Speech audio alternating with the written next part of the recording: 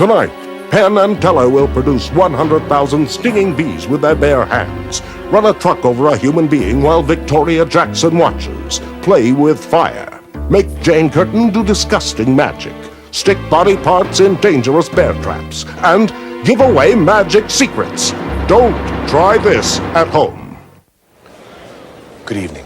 My name is Penn Teller. This is my partner Teller. We are Penn and Teller, and this is a show called Don't Try This at Home. We are doing this show on stage in front of a live audience of 900 people. So why am I whispering? Because we don't want the audience to know that the show has already started. We're hiding. To the 900 people behind us, getting comfortable, the stage looks empty, except for 3 big sheets of plate glass. They probably think it's some postmodern negative utopian statement of bleakness by our set designer. But it isn't 3 big sheets of glass. The middle one is a mirror. This is just a reflection of this. You've heard the expression, it's all done with mirrors? Well, in this case, it really is. We're right back here. Watch this. It's pretty cool.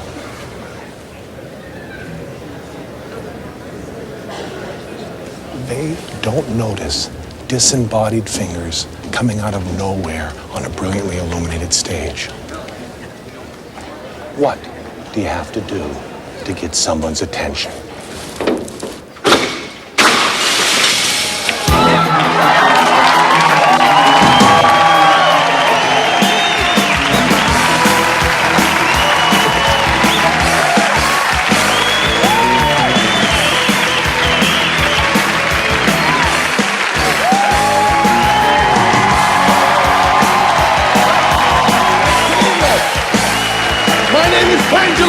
This is my partner Teller. We're Penn and Teller. This is called Don't Try This at Home.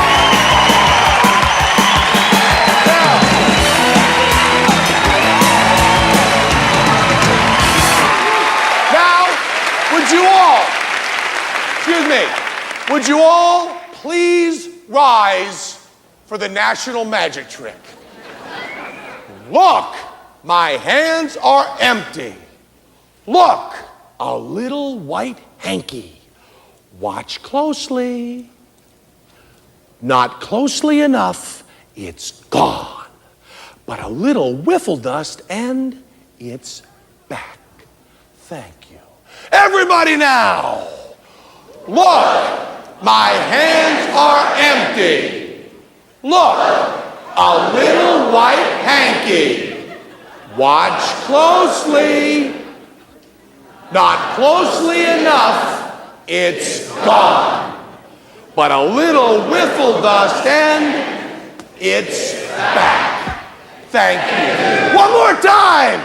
Look, my hands are empty. It's Penn and Teller. Don't try this at home. Joining us tonight are Jane Curtin and Victoria Jackson.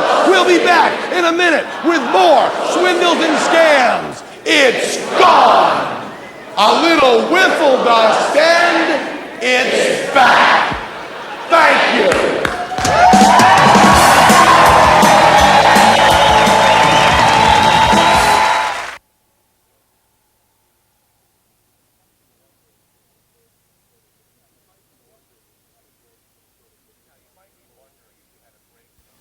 Now, you might be wondering if we had to break some sort of magician's code of secrecy to teach 900 people how to do that little hanky thing, and yeah, we did. And there are probably some magicians, some tuxedo-clad lowlifes that actually put their cheesy little secrets above patriotism. That was nothing compared to the opening. I mean, that mirror thing. That is a basic principle of magic that has been kept secret for hundreds, thousands of years. And I know we're going to get some letters on that. But before you put a stamp on and lick that envelope, Mr. Rabbit Puller, scope this out. You're really going to hate us for this.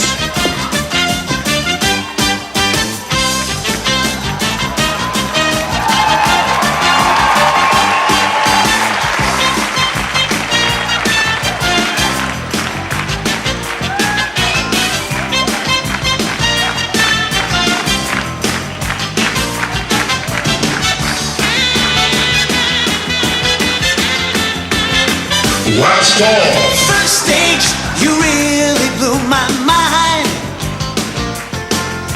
Next stage, I reached but could not find.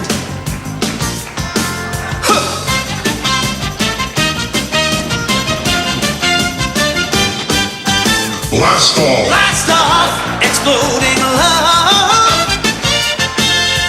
Cast off, Blast off! to the stars above.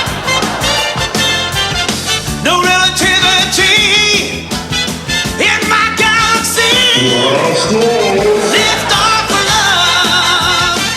Lift off for love. Baby, hold on to me. Escape velocity. Lift off for love. Hey, lift off for love. Lift off for love. Lift off for love. Blast off!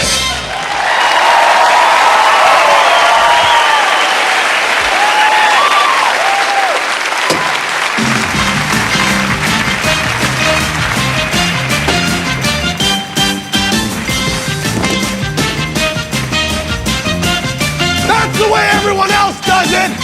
This is the way we do it. We had to get these built special.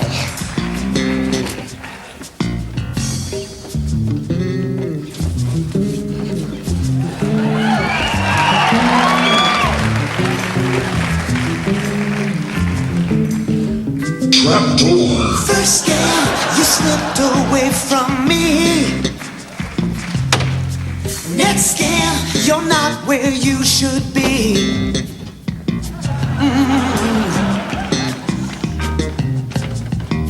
Nah, nah, nah. Trapdoor! Door hopped in for a while.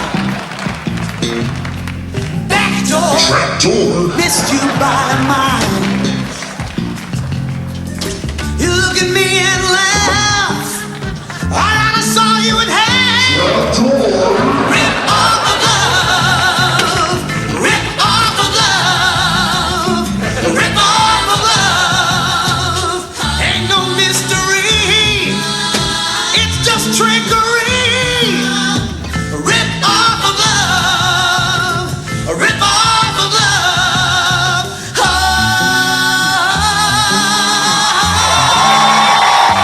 Rip off of love. Trapdoor!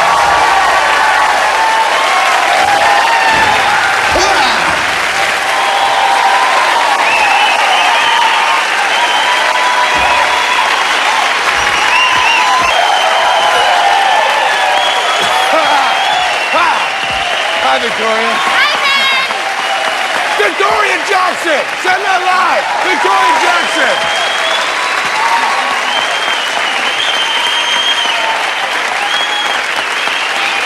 You know, Victoria, we do stuff like that with the clear boxes because everybody thinks they know how magic is done. And if they don't know, you tell them. Yeah, but what I mean is people think that if they think enough, they can just figure it out on their own. They can, because it's so easy. Oh, really? Well, figure this one out, Victoria. Later in the show, I'm going to drive a truck, a 55-foot rig on 6th Avenue, New York City, in front of all these people, right over Teller's chest. Here's 6th Avenue now. And there, glistening in the New York City night, is the truck. That's where Teller be lying, right under the wheels. And I'll be driving the 16-ton rig directly over the little guy's chest. It's never been done before, but we wanted more. So we added over 30,000 pounds of concrete to the back to make this really heavy. Yep, I'm gonna drive this truck over Teller's chest at the end of the show. Now, if you're gonna have a friend lie down the street and drive a truck over him, what would you do? Well, it depends on the friend, Let's say it's Teller. but I don't hardly know him. Well, you'll pretend you do, okay? Okay, all right. It's very easy. It could be a trick truck. It could be a reinforced chest thing. Mirrors. No, we already used mirrors in the opening of the show. But let's test your theories. We have some models right over here. Notice how the models are exact scale. to what we're really going to be using. We've got a truck here that's made out of a cinder block, while Teller is constructed out of a jelly donut with breadstick legs and a marshmallow head. Now let's see what happens when, without any trickery whatsoever, with these scale models, we run the truck over Teller.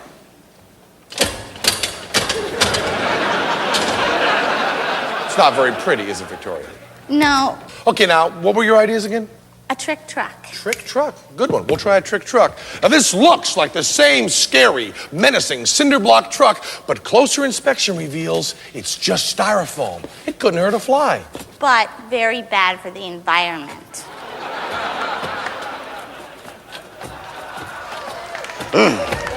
Wow. Even just the light frame of our styrofoam truck is too much for our tasty donut Teller. Any other ideas? Yes, costly hardware and a reinforced chest. Good thinking. Once again, we're back to using the same cinder block truck. But surely Teller is safe with his high-tech protective gear, a spoon, which is going to go over him and protect him completely. Time to kill the donuts. Ah! Oh, the humanity. Is there no end to the madness? Any other ideas, Donut Death Queen? Yes. What about if you used a fake Teller? What about a fake Teller? We have that set up too. Okay, this time we've hidden Teller's body safely in a manhole under the street and put the fake body up on the street, okay? For those of you who are squeamish, don't worry, that's not a real donut under this tinfoil. The donut is safe. Well, nobody said science was easy. We've tried the fake truck, the reinforced chest, and the phony Teller, and as of now, nothing worked. That's about it, don't you think? No, they always include other as a possibility. Well, folks, this is a good time for you people at home and here in the studio to make your own bets. This show is even more exciting when you've got a couple $100 riding on it. Isn't it, Victoria? Yes. At the end of the show, we're going to drive a 50-foot rig over Teller's chest right here in New York City for this crowd, and then we'll show you how he did it. Stay tuned and don't try this at home.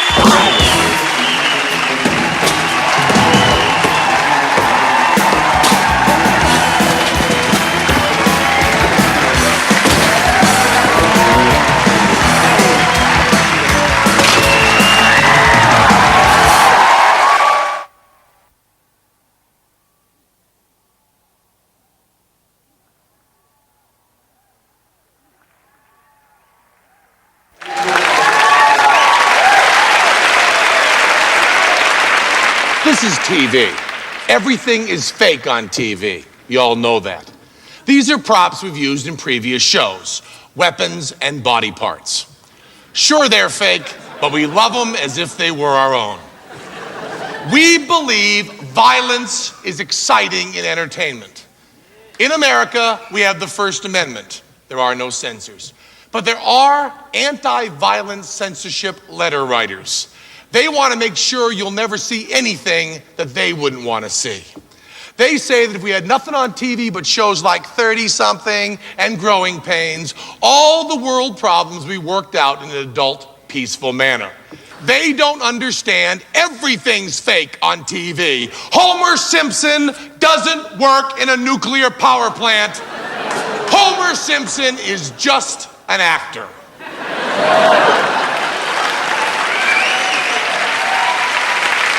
But these special interest groups are very powerful. They force me to state the obvious, that this is not my body, this is a fake body. Here's my real body right back here, with all the switches, gizmos, squibs, charges, and hydraulics to make the really powerful and completely phony and safe special effects you're about to see. But we needed to establish cause and effect. We needed a weapon. They said no guns. They said no sharp objects. They said no blunt objects. So we came up with a compromise. These are marshmallows. The same marshmallows we used for Teller's head. Cost effective. They couldn't hurt anyone. And if you don't believe me, buy yourself a bag and try using them to hold up a convenience store. Okay, Teller, let's do it.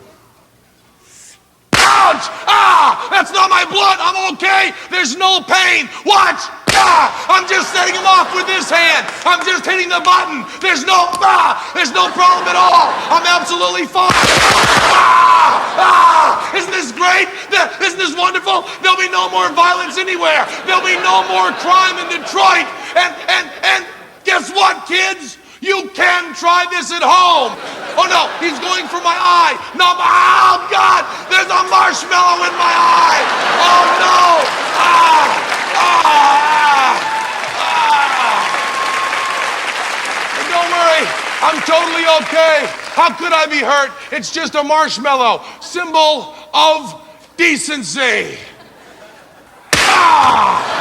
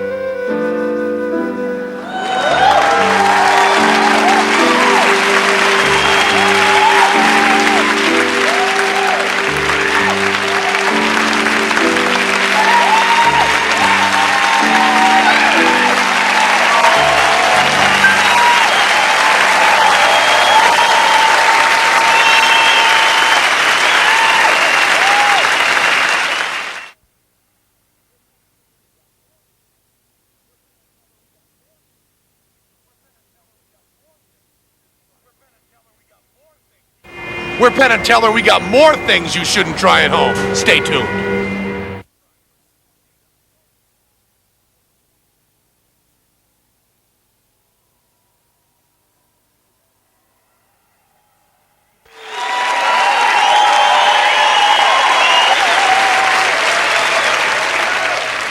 We get asked pretty often how we got into theater, how we got into magic. I don't really answer. They don't want me to answer. They want to hear about Houdini and swindling and trickery and honest lying. The truth is more complex. How I got here is not very linear. I spent summers in the woods camping with my parents. I walked in the woods alone. I explored. And I discovered the thing that would make me who I wanted to be. The thing that put me in this show. It was a beaver trap. I found it in a stream. It was set and it caught nothing. I knew it was very dangerous. I knew it belonged to someone else. But I picked it up carefully so as not to crush my fingers. I picked it up carefully so as not to scare myself to death by setting it off accidentally. I carried the beaver trap back to my parents. My parents taught me not to steal. My parents raised me well. My parents hated trappers. They hated the whole idea of a trap that couldn't close tight enough to break the bone, or the tortured, panicked animal would be able to chew its leg off too swiftly.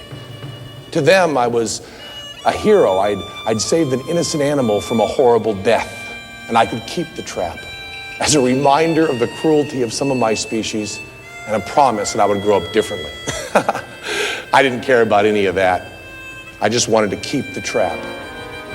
And now it was mine. When summer was over, I carried the beaver trap back to my home. I kept it in my room. I oiled it. I decided I would become an expert. I got my first job. I was route supervisor for a giveaway newspaper. I was a spot checker. I went door to door and made sure the other paper boys had done their jobs properly. I bought mouse and rat. I bought prairie dog and weasel. I filled gumball machines one summer, and I bought otter and wildcat. I learned everything about the traps.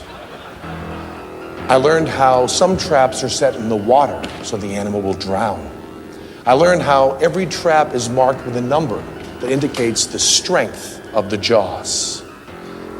I learned how the chain that comes off the trap is not attached to a tree, but rather to a log called a drag, which confuses and tires the animal, but doesn't allow it any leverage.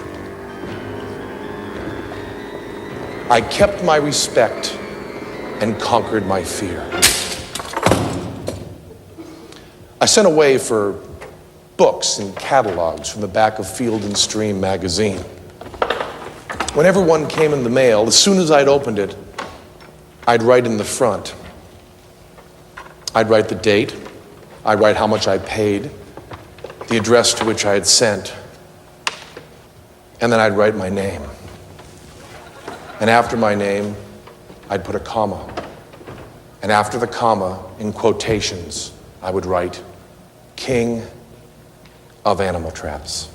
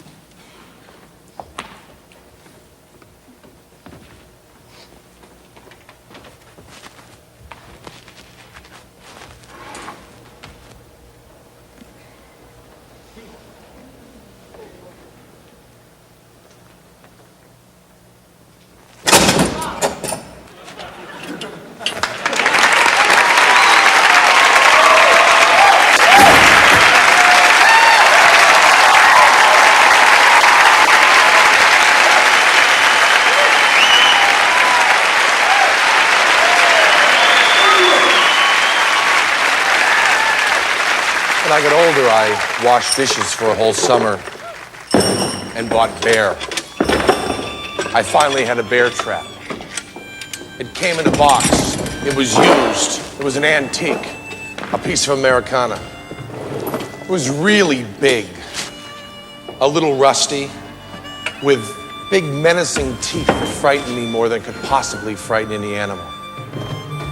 When this trap was set off, the force of the jaws would be such that would probably destroy the pelt of anything smaller than a bear.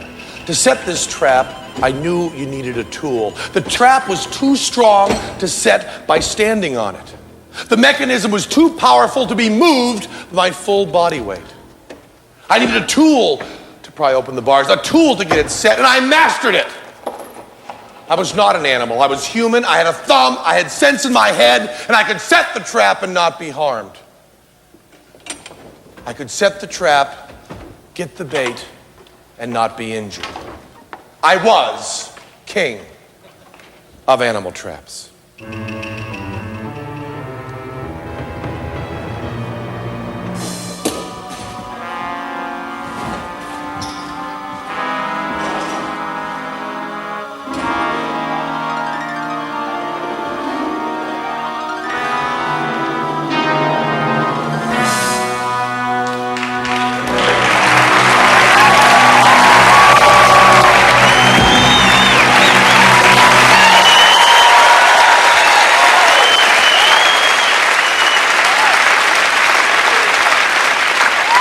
I showed my classmates my skill. They were impressed, but not impressed enough that I felt I could make it a career. So I broadened my horizons, and I diluted my goals. And that's how I got to be half of Penn Teller.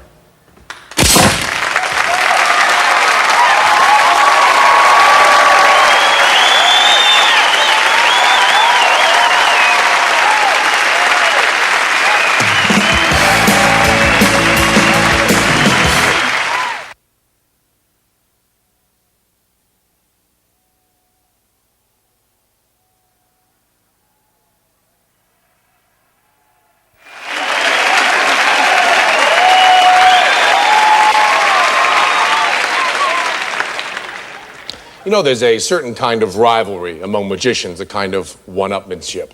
And we get compared once in a while to Sigmund and Leroy, the Vegas act.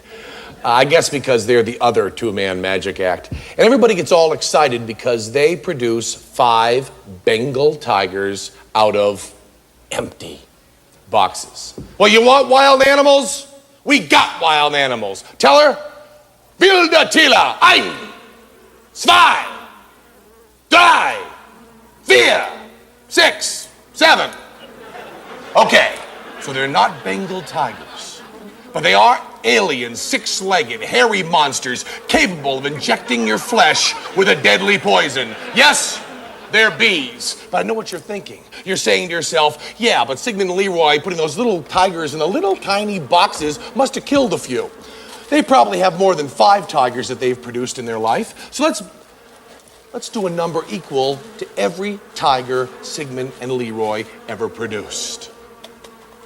There we go. There's for all the ones they produced other times. And what about all the little bunnies and doves and kittens that they ever pulled out of anywhere? I think we've covered Sigmund and Leroy. Let's go on to the other magicians. Doug Henning, here's your whole act. And Doug, there's your life, Doug Henning. There's every single animal Doug Henning ever produced in his life. While we're at it, let's go with Blackstone. You got your Copperfield. You got your Thurston. You got your Kreskin. Now I know what you're thinking. Kreskin's a mentalist, but I'm sure he pulled a bunny or two in his life. And besides, this bee right here reads minds at least as well as Kreskin. How about all the amateur magicians? Here's the amount of animals produced by all the amateur magicians in North America. Those are all the scouts that do little dove acts. All those North America. That counts Canada. That counts Mexico. What about South America? I think we got South America. Here's South America. South America's over here. I made a mistake. South America's now on my hand. This one is stinging me. Ouch. Okay, we got South America. We got, There's Antarctica. Every animal produced in Antarctica is stinging me. Right next to Greenland. And we also got Europe and Africa covered here. You also got Europe and Africa on my Europe and Africa. And what about Australia? Well, put another B on the Barbie. And how about Japan? You want Japan? They love livestock in Japan. Here's Japan, China, and Russia. Right there. You know, the trouble with producing animals in China is an hour later you want to produce some more. And you know, well, we don't want to do all one kind of animal, do we? There's another kind of animal we want to do too, and that is a rabbit out of a hat. There's nothing at all scary about a rabbit, is there? Well, how about this rabbit? I wonder how many children watching tonight are going to be talking about that to a court-appointed psychiatrist. There we have it. Sigmund and Leroy, you are wimps. We have 1 million bees in this. Okay, it's not 1 million bees, it's more like 100,000 bees. It's still more animals than produced by all the magicians. Okay, now it's 1 million bees. Sigmund and Leroy, you are wimps. It is your move. And Sigmund and Leroy, don't try this at home.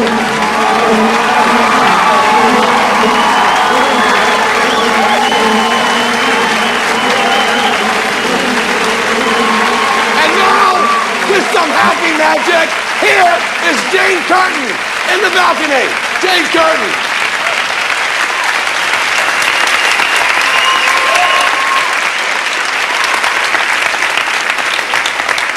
Don't you just love seeing magic? David Copperfield, Bill Bixby.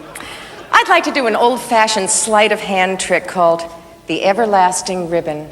It's very special to me because my grandmother taught it to me when I was a little girl. Would you two please help me? Sure. Come up, if you would stand over on this side. Your names? Debbie. Debbie. Bob. Bob, nice to meet you. Oh, now this is a close-up magic trick. It's good for only a few people at a time. So would the rest of the audience please leave? You can take the elevator, go out on the street. You'll meet Penn and Teller out there where they will amuse you. Please try to go quietly. Thank you. Now, my grandmother told me that a ribbon is like an invisible link that binds us and it can never be broken. Let's see if she's right. Night. Debbie, would you cut this ribbon, please? Sure. There are some scissors right down there. There we go. Now, when my grandmother used to do this trick, she used to sing a little Irish ribbon song. I can't remember the words or the tune, so it doesn't really matter. Okay, there. Now, if you each would take an end, and don't hold it too tight, and Debbie, if you would give me the scissors, I'll just cut off these unsightly ends, because part of the ribbon trick is that it has to be very neat. There. Whoop. This is hard to cut here. There we go. Okay, now, if Debbie, you would place one hand under the knot, and Bob, if you could place a hand above the knot, very gently, and think of something that has been broken, whether it's a promise or someone's heart. Now, I will pull. See? When you love someone, it's never too late to fix the things you've broken. Thank you so much, Bob, Debbie. I'd like you to have this ribbon as a memento. Thank you. Thank you very much. Thank you.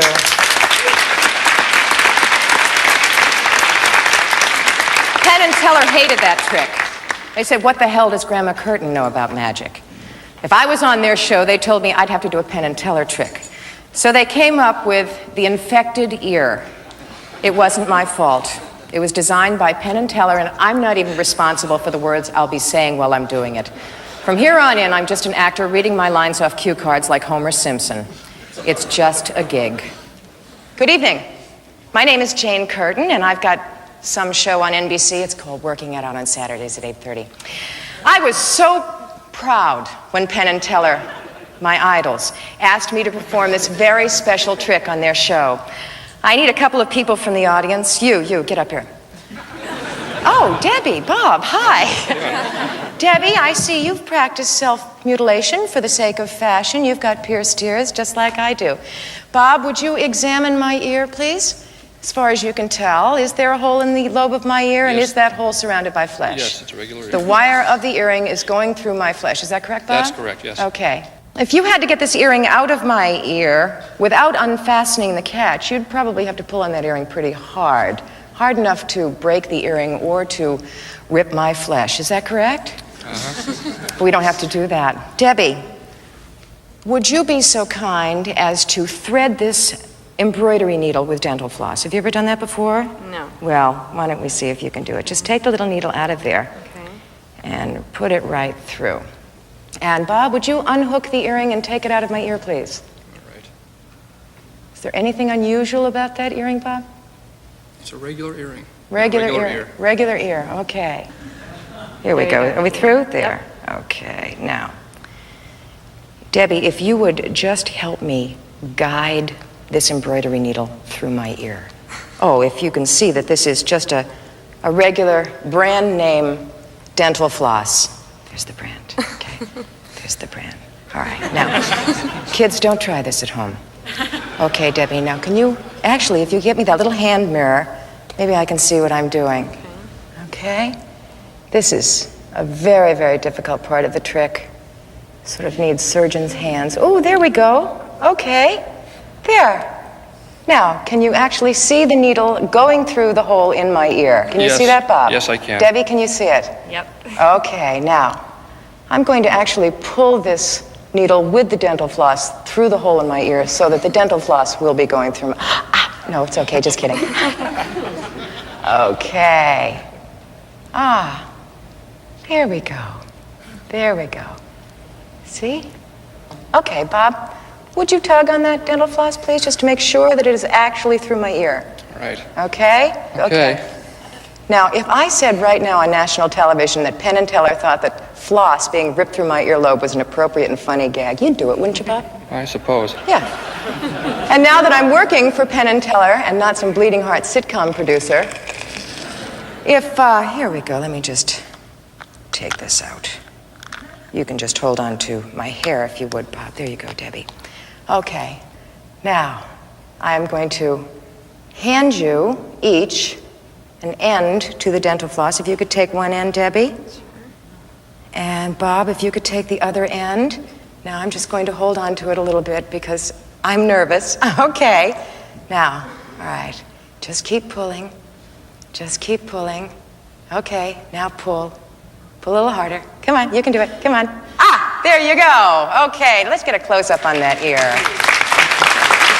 Bob, would you check my ear and make sure that it's not damaged in any way? It's not damaged in any way. And my lobes have never been cleaner. Bob, Debbie, thank you so much. I would like you both to have a piece of this dental floss as a memento. Boy, you guys have cleaned up. Bob, would you put my earring back on, please? Sure. Now, when we return, we'll be joining Penn on 6th Avenue, where he's ready to run a truck over his partner's chest. Oh, Bob.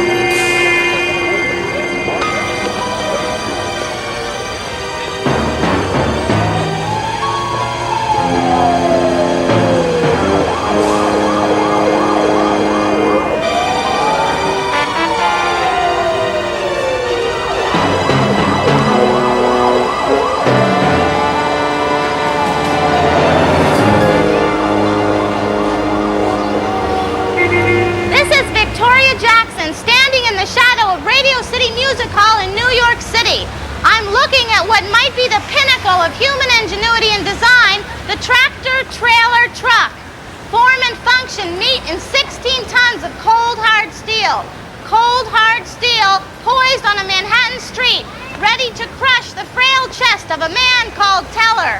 But wait, perhaps 32,000 pounds isn't enough. Just to be sure, 30,799 pounds of concrete have been loaded onto this mighty vehicle. I've got perfect line of sight right here. I'm going to stay here and just watch to make sure there's no trickery. I won't take my eyes off of the street until Teller is either safe or...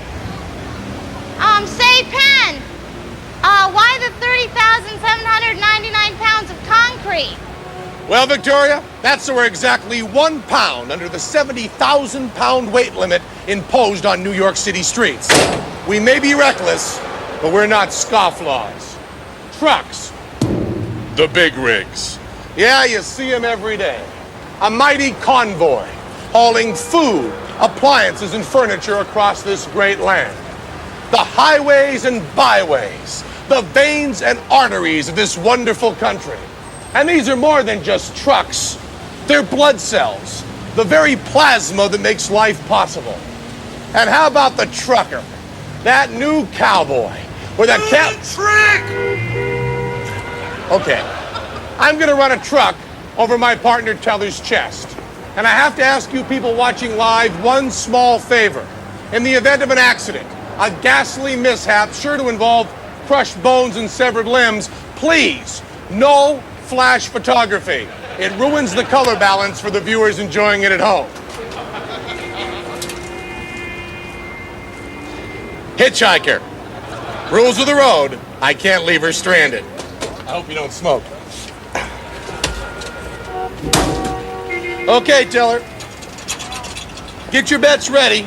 It's your last chance. No bets will be placed after the truck is in motion. Take a look at the setup. Take a look at Teller. Take a look at the truck. What do you think? Is our truck trick a trick truck? It's kind of a cute little tongue twister, isn't it? Is it a reinforced chest? Is it a fake Teller? Or is it other?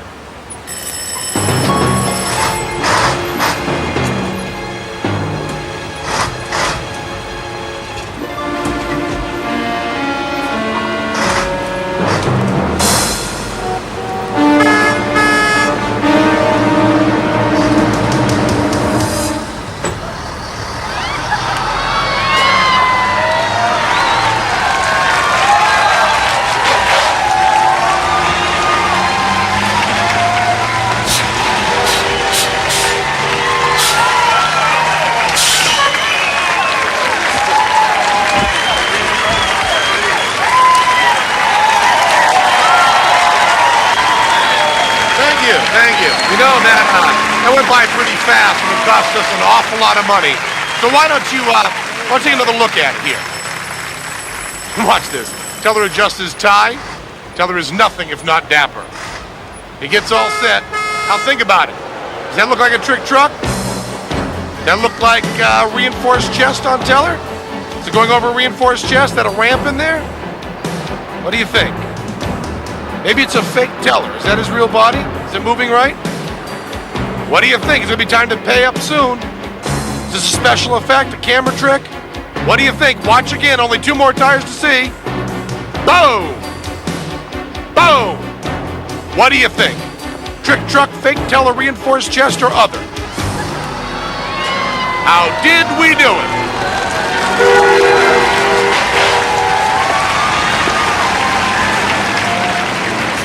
The correct answer is trick truck.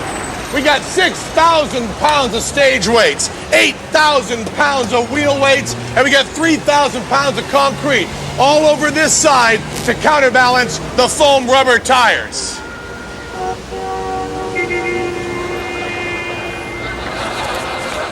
I thought you said it looked frightening from over there, Victoria. I lied through my teeth, just like you told me to. Nice work, Victoria. I hope you made some money. Want to thank our guests, Victoria Jackson and Jane Curtin. My name is Penn Gillette. This is my partner, Teller. We're Penn and Teller, and don't try this at home.